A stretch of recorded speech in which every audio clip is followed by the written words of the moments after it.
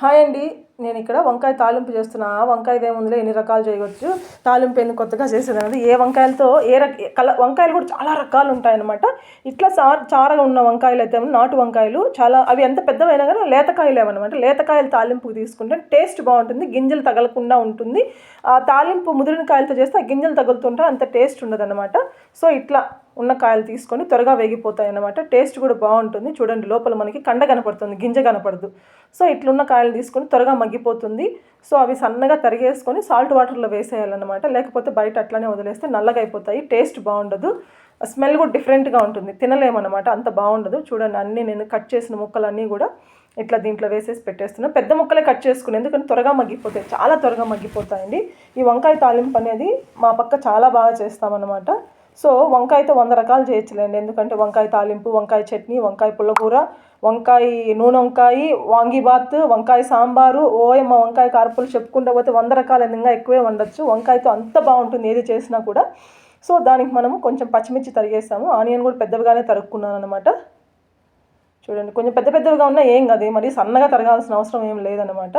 So ఇంకా ప్యాన్లో oil వేసేసి ఆవాలు వేసి ఇంకా ఆల్రెడీ మనం తరిగి పెట్టుకున్న ఈ పచ్చిమిర్చి, ఆనియన్ కూడా వేసేసుకున్నాను. అవి బాగా వేగాలండి, మరీ డ్రైగా వేగాల్సిన అవసరం లేదు, లైట్గా వేగితే కూడా సరిపోతుంది. చూడండి, ఆవాలు ఇట్లా వేగిన తర్వాత మనం కట్ చేసుకున్న ఆనియన్, పచ్చిమిర్చి కూడా వేసేస్తాము.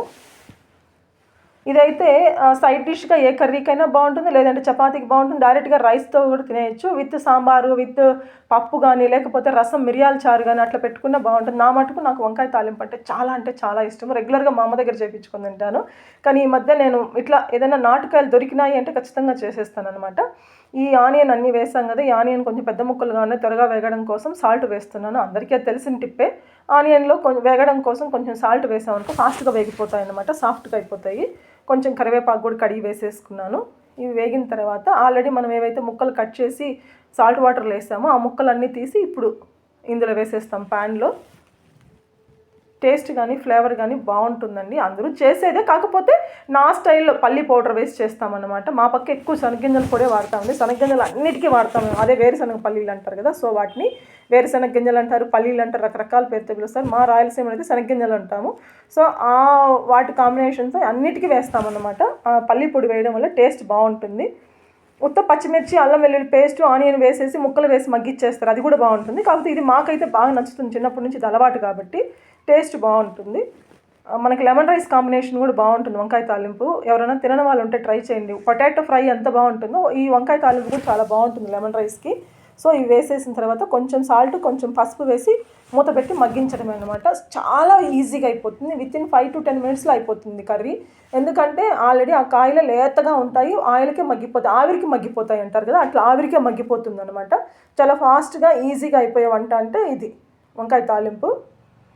చూడండి, పసుపు, ఉప్పు వేసేసిన తర్వాత దాన్ని బాగా మగ్గించుకోవాలి. సో మనం ఈ లోపల మనం పల్లీల పొడి రెడీ చేసుకోవాలి. తెల్లగడ్డలు, శనగగింజలు, కొంచెము కళ్ళుప్పు, కొంచెం ధనియాల పొడి, కొంచెం కారం పొడి, కొంచెం పసుపు వేసి తొక్కగా మరీ పౌడర్ లాగా కొట్టద్దండి, కచ్చాపచ్చాగా దంచుకోండి. అంటే కచ్చాపచ్చాగా గ్రైండ్ చేసుకుంటేనే మనకు టేస్ట్ బాగుంటుంది. ఈ పొడినే నేను దోశలో కూడా వేస్తానండి. దోశ పైన చల్లి కొంచెం నెయ్యి వేసామనుకో అద్దరిపోతుంది. మా పిల్లలు అయితే ఎంత ఇష్టంగా తింటారు, చాలా బాగుంటుంది. పొడి దోశ అని చెప్పుకోవడానికి చాలా బాగుంటుంది అనమాట. దీంట్లో కొంచెం కారం పొడి, ధనియాల పొడి అన్నీ వేసేసి తొక్కగా గ్రైండ్ చేసి పక్కన పెట్టేసుకోవడమే. ఈ లోపల ఇట్లా చూడండి, మూత పెట్టి తీస్తూ ఇట్లా మగ్గించుకుంటూ కలబెట్టుకుంటూ ఉంటే ఈజీగా వేగిపోతుంది, త్వరగా వేగిపోతుంది, చాలా ఫాస్ట్గా. పొటాటో కంటే ఫాస్ట్గా వేగిపోతుంది వంకాయ. ఈ నాటు వంకాయలు అట్లే ఉంటాయన్నమాట. వంకాయలు కూడా చాలా రకాలు ఉంటాయి. కొన్ని కూరలకు బాగుంటాయి, తాలింపుకి పనికొచ్చేవి మనకి గుత్తి వంకాయకి పనికిరావు, గుత్తి వంకాయకి పనికొచ్చేది పుల్లకూరకి పనికిరాదు. అట్లా సాంబార్ కొరకు ఏదైనా వేయచ్చు, కానీ కొన్ని కూరలు కొన్ని మాత్రమే సెట్ అవుతాయి. ఇప్పుడు మనం ఆల్రెడీ తెల్లగడ్డని కచ్చాపచ్చగా దంచుకొని వేసుకోవాలి. ఆల్మోస్ట్ 80% మగ్గిపోయిన తర్వాత వంకాయ ఈ కచ్చాపచ్చగా ఒక 6 to 7 వెల్లుల్లిని తీసుకొని దంచి వేసుకోవాలి. స్మెల్ కానీ ఫ్లేవర్ కానీ చాలా బాగుంటుంది తెల్లగడ్డ ఇట్లా వేయడం వల్ల. ఇట్లా వేసేసి దానికి మూత పెట్టేయాలన్నమాట. నెక్స్ట్ మూత తీసినప్పుడు అయితే స్మెల్ సూపర్గా ఉంటుందన్నమాట. తెల్లగడ్డ ఫ్లేవర్ అదొకటి గుర్తుపెట్టుకొని సపరేట్గా ఇక్కడ వంకాయలు వేయడం, పొడిలో వేయడం వేరు, వంకాయలో వేయడం వల్ల టేస్ట్ బాగుంటుంది. సో ఇట్లా కచ్చాపచ్చగా నేను వీడియోలో చూపిస్తున్నట్టు చూడండి, మరీ పౌడర్లా కాకుండా ఇట్లా గింజలుగానే కొంచెం కొట్టుకుంటే టేస్ట్ బాగుంటుంది. అదొకటి గుర్తుపెట్టుకొని ఈ పల్లి పొడిలోని మనం నెయ్యి వేసుకొని కూడా అన్నంలోకి వేడి రైస్లోకి తిన్నామంటే సూపర్గా ఉంటుంది. ఈ పల్లి పొడితోనే తింటామన్నమాట. అది కూడా చూడండి, ఆయిల్ పైకి తెలుతుంది, మగ్గిపోయింది. అంతా అయిపోయింది. ఇప్పుడు చూడండి అంతా మగ్గిపోయి తాలింపు అంతా దగ్గరకు వచ్చేస్తుంది. ఆయిల్ పైకి తేలిందంటే ఉడికిపోయింది, మగ్గిపోయింది. చాలా ఫాస్ట్గా మగ్గిపోతుంది వంకాయ ఎప్పుడు కూడా. కానీ మనం సెలెక్ట్ చేసుకునే విధానంలో ఉంటుంది వంకాయలు. అన్ని వంకాయలు తాలింపుకి పనికిరావండి. స్పెషల్గా కొన్నే ఉంటాయి, నాటుకాయలు దొరుకుతాయి. అవి పెద్దగా కనిపించినా లోపల లేతగానే ఉంటాయి. అట్లాంటి కాయలు ఎంచుకొని కూరకు వాడుకోవాలన్నమాట. వంకాయ పచ్చడి కూడా భలే ఉంటుంది టేస్ట్. చింతపండు వేస్ట్ చేస్తాం మా సైడు. చాలా చాలా బాగుంటుంది. సంగట్లోకి వాటికి సూపర్గా. ఎప్పుడైనా జ్వరం వచ్చినప్పుడు అట్లాంటప్పుడు తినాలి వంకాయ చట్నీ. వేడి వేడి సంగట్లోకి బాగుంటుంది. చూడండి ఇట్లా అంతా మగ్గిపోయి దగ్గరకు వచ్చేసింది ముద్దగా. ఇప్పుడు మనం ఆల్రెడీ కొట్టి పెట్టుకుని పల్లి పొడి వేసేస్తున్నాము. ఈ శనగగింజల పొడి టేస్ట్ అయితే సూపర్గా ఉంటుందండి. విడిగా సపరేట్గా తిన్నా రైస్లోకైనా బాగుంటుంది. దోశ పైన నెయ్యి వేసివైనా వేసుకోవచ్చు, లేదంటే చపాతీలో కూడా తినచ్చు అనమాట. చాలా రోజులు నిల్వ కూడా ఉంటుంది. పొడి ఏం చెడిపోదు, చాలా బాగుంటుంది టేస్ట్ అంతా. ఇందులో మనం ఏమి ఎర్రగడ్డలు అట్లా ఏమి వేయలేదు, తెల్లగడ్డే కాబట్టి టేస్ట్ కూడా బాగుంటుంది. చూడండి ఫైనల్ లుక్ ఇది. దీంట్లో కొంచెం కొత్తిమీర, సన్నగా తరిగిన కొత్తిమీర వేసేసి ఇంకా సర్వ్ చేసేసుకోవడమే.